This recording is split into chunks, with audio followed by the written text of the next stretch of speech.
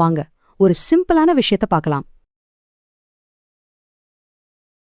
வாங்க இன்னைக்கு நாம ஒரு சூப்பரான விஷயத்தை பத்தி பார்க்க போறோம். ஒரு சின்ன புதிரை ஒரு கம்ப்யூட்டர் எப்படி சால்வ் பண்ணுதுன்னு பார்க்கலாம். இது மூலமா ஏஐல இருக்கிற ஒரு முக்கியமான கான்செப்டை ரொம்ப ஈஸியா புரிஞ்சுக்கலாம். சரி, ஸ்டார்ட் பண்ணலாமா? இப்போ ஸ்கிரீன்ல திடீர்னு ஒரு புது டாட் வருதுன்னு வச்சுக்கோங்க. அது என்ன கலர்? சிவப்பா இருக்குமா இல்ல பச்சையா இருக்குமா? என்ன தோணுது உங்களுக்கு? இது பார்க்க ஒரு சிம்பிள் கேம் மாதிரி இருந்தாலும் ஒரு கம்ப்யூட்டர் இந்த மர்மத்தை எப்படி உடைக்குதுன்னு நாம பார்க்க போறோம். சரி, கம்ப்யூட்டர் எப்படி யோசிக்குது? அதோட முதல் ஸ்டெப் என்ன தெரியுமா? மொத்தமா என்ன இருக்குன்னு பார்க்கறது தான். ஒரு டிடெக்டிவ் மாதிரி முதல்ல பிக் பிக்சர் என்னன்னு பாக்குது. முதல்ல கம்ப்யூட்டர் அங்க மொத்தம் எத்தனை டாட்ஸ் இருக்குன்னு எண்ணுது. பாத்தீங்கன்னா மொத்தம் 60 டாட்ஸ் இருக்கு. இதுதான் நமக்கும் கம்ப்யூட்டருக்கும் கிடைக்கிற முதல் க்ளூ. ஆனா இந்த 60ல ஒரு விஷயம் இருக்கு. எல்லாமே சரிசமமா இல்ல. நீங்களே பாருங்க, சிவப்பு டாட்ஸை விட பச்சை டாட்ஸ் 2 மடங்கு அதிகமா இருக்கு. அதாவது 40 பச்சை, ஆனா 20 சிவப்பு மட்டும்தான். டெக்னிக்கலா சொல்லணும்னா இதுதான் முன் நிகழ்தகவு, அதாவது ப்ரையர் ப்ராபபிலிட்டின்னு சொல்லுவாங்க. சிம்பிளா சொன்னா ஓவராலா பார்க்கும்போது எதுக்கு சான்ஸ் அதிகம்னு சொல்றது. ஸோ இந்த ஒரு க்ளூவை மட்டும் வச்சு பார்த்தா புதுசா வர டாட் பச்சையா இருக்கத்தான் அதிக வாய்ப்பு. கரெக்டா? ஆனா வெயிட் பண்ணுங்க, இந்த முதல் க்ளூ மட்டும் போதுமா? நிச்சயமா இல்ல. ஒரு நல்ல முடிவுக்கு வரணும்னா இன்னும் கொஞ்சம் டீப்பா, அதாவது இன்னும் கிட்டக்க போய் பார்க்கணும் இல்லையா? அதுதான் கம்ப்யூட்டரோட அடுத்த ஸ்டெப்.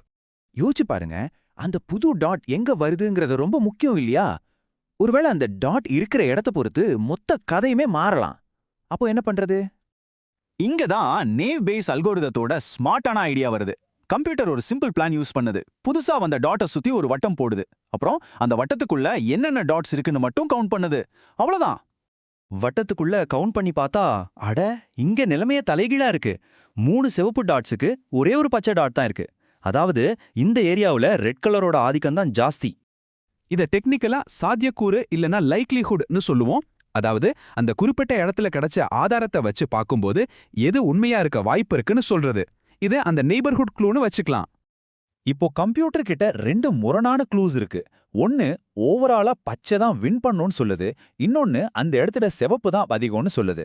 இப்போ எப்படி ஒரு ஃபைனல் முடிவுக்கு வர்றது? இப்பதான் உண்மையான சிக்கலே ஆரம்பிக்குது.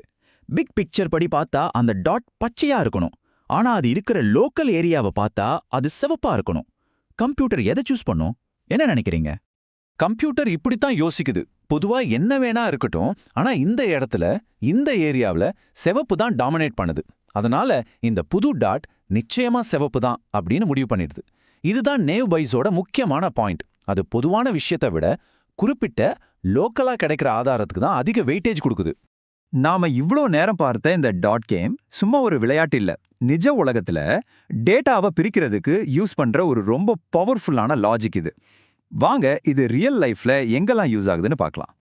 ஆமாங்க, இந்த சிம்பிள் லாஜிக்கை வச்சு தான் கம்ப்யூட்டர்ஸ் ரொம்ப பெரிய சிக்கலான வேலைகளை எல்லாம் செய்யுது. உதாரணமா, நமக்கு வர்ற ஸ்பாம் இமெயில்ஸை ஃபில்டர் பண்றதுல இருந்து நியூஸ் ஆர்டிகல்ஸை வகைப்படுத்துறது வரைக்கும் எல்லாமே இதுதான். கொஞ்சம் யோசிச்சு பாருங்களேன். நாம டெய்லி யூஸ் பண்ற ஸ்பாம் ஃபில்டர், நியூஸ் ஆப்ஸ்ல வர்ற கேட்டகரிஸ், சோஷியல் மீடியா போஸ்ட்ல இருக்கிற டேக்ஸ், ஏன் மெடிக்கல் ஃபீல்டுல நோய்களை கண்டுபிடிக்கிறதுக்கு கூட இதே மாதிரி ஒரு பேசிக் லாஜிக் தான் யூஸ் ஆகுது. எவ்வளோ பவர்ஃபுல் பாருங்க. சரி, இப்போ உங்களுக்கான ஒரு கேள்வி. இந்த டாட்ஸை கவுண்ட் பண்ணி முடிவு பண்ற மாதிரி கம்ப்யூட்டர்ஸ் ஸ்மார்ட்டா கெஸ் பண்றதுக்கு வேற என்ன மாதிரி சிம்பிளான ரூல்ஸ் எல்லாம் யூஸ் பண்ணணும்னு நீங்க நினைக்கிறீங்க? கொஞ்சம் யோசிச்சு பாருங்க. இந்த வீடியோ உங்களுக்கு பிடிச்சிருந்ததுன்னா லைக் பண்ணுங்க, ஷேர் பண்ணுங்க, சப்ஸ்கிரைப் பண்ணுங்க. தேங்க்யூ ஃபார் வாட்சிங்.